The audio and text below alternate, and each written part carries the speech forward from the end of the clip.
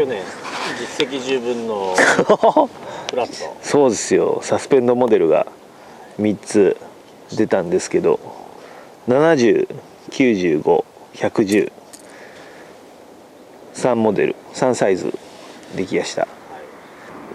基本的には共通して言えるのは、フローティングがただ巻きでロールとフラッシングで見せていくっていうのがありましたけど、サスペンドはどちらかというとジャークとかトゥイッチでダートさせて使うイメージ。巻いても当然そのフローティングと同じくそのロール速いピッチのロールでフラッシング見せていけるんですけど、浮き方がフローティングのものは頭上がりになってるんですね。でサスペンドは水平より若干頭下がりになるんですよ。でこれがそのダートさせる時に、これがトゥイッチジャークとかでルアーワクションさせる時に、上向いてるやつはどうしても上ずって行きたがる、下向いてるやつはその水平に近い、もしくは下に向いて刺さっていってくれる方向なので、レンジキープをしやすいっていうことがあります。であとはそのキレのいいジャークベイト、トゥイッチした時にキレのいいダートを見せるミノ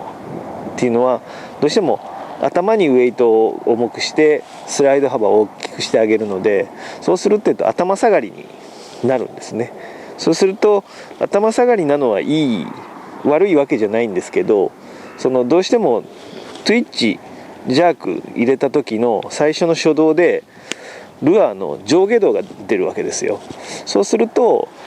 ルアーを水平に持っていこうとしてるのに、パワーが強すぎて上ずって縦方向のアクションが出ちゃったりとか、あとはその下に突っ込んでいこうとするけどルアーが実はその下方向に引っ張れてないラインが上にあってとかだと、その不規則なダートっていうよりはなんかトーントーンってまっすぐ棒みたいに泳いでしまうこともあるんですけど、その水平に近い浮き角だとその引っ張ったパワーをロスを少なく左右に首を振らせてあげることがしやすくなるんですよ。なのでそういうのを狙ったバランス設定のサスペンドモデルです。なので逆に言うとその力強くダーンってやりすぎると意外にヒラを打たないかもしれないです。それよりは軽く手先でポンポンってやってあげると結構キレよくパッと真横向くぐらいのダートを見せてくれるんですけど、移動距離が短めのダートで見せていく、そんな感じのモデルですね。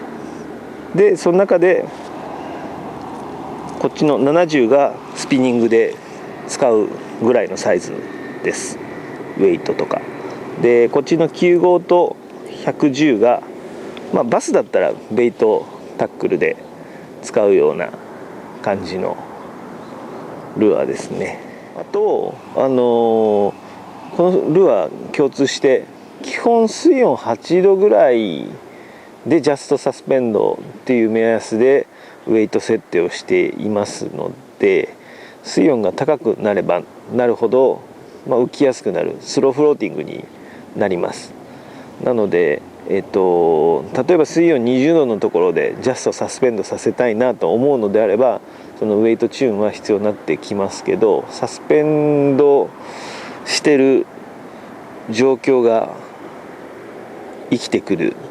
っていうのがやっぱり低水温期が多いと思うので、そっちに合わせて設定してます。高水温の時にサスペンドするようにしたら低水温になるとどうしても沈んでしまうので、そこのバランス設定はちょっとご理解いただいて、サスペンドなのに浮くじゃねえかって真夏に言われてもそれはごめんなさいっていう感じです。あとはラインでフロロを使ってもらった方が、レンジキープしやすいし、逆にナイロンだと浮くってわけではないんですけど、そのライン自体がサスペンド気味になるのでフロロよりはどうしても上ずりやすいってなります。そこも1個考えてそのウエイトコントロールっていうかレンジを自分でコントロールしてもらえればなと。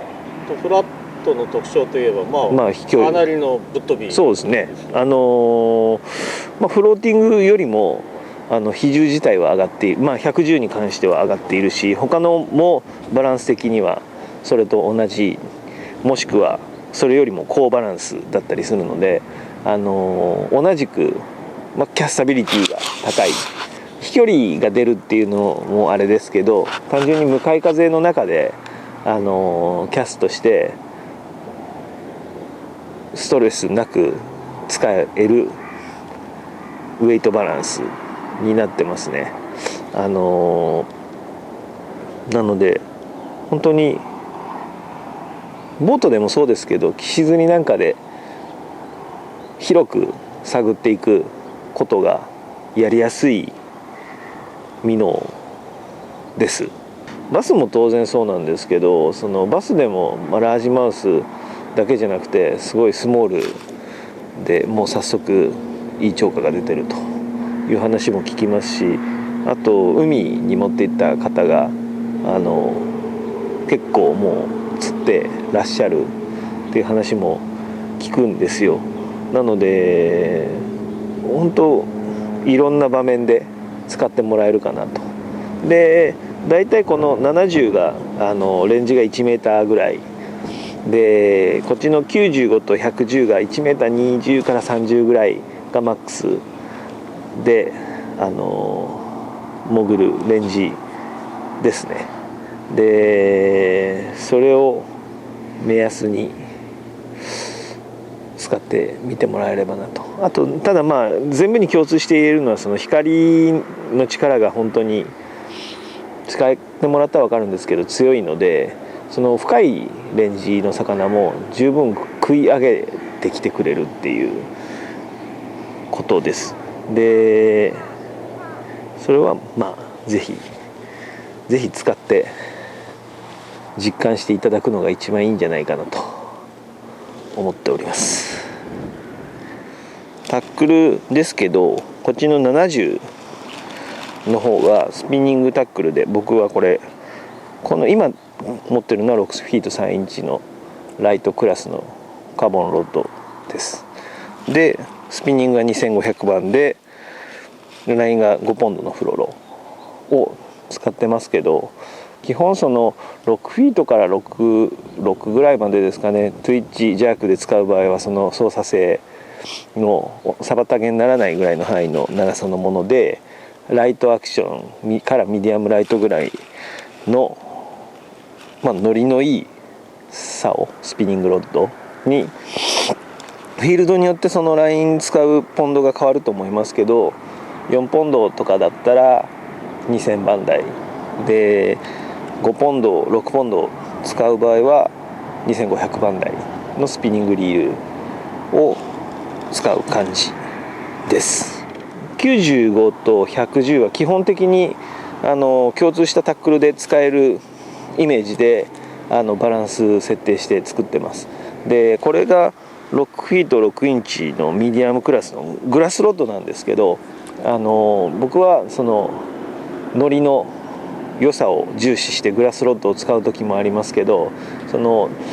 トゥイッチジャークでキレのいい動きで見せていきたいっていう時は、そのカーボンロッドの方が操作性がいい場合もあります。これも長さは6フィートから66ぐらいのミディアムクラス、ミディアムライトからミディアムクラス、こっちの110になるとミディアムクラスの方が使いやすいと思いますけど、でもノリを重視するとワンランク落としてもいいかなと思うので、ミディアムを基準にミディアムライトでノリを良くする、もしくは琵琶湖みたいなフィールドででかいのを狙っていくんであればミディアムヘビーぐらいまで上げてもいいと思います。にベイトリールラインがフィールドによって合わせますけど、僕はもう10から16ポンドをフィールドのそのアベレージサイズだったりウィードだカバーだそういうのを見ながら切り替えていきます。ただ基準は自分の中では12ポンドで、オープンでアベレージもそこそこアベレージはあるかなぐらいだったら12落とすし、アベレージがどでけえってなれば、12のままいくし、逆に霞ヶ浦とかみたいに沈み物が多いそういうところで擦れてしまう、あと琵琶湖とかみたいにでかいのが多いなんてなれば16とかに上げていきます。そんな感じですかね。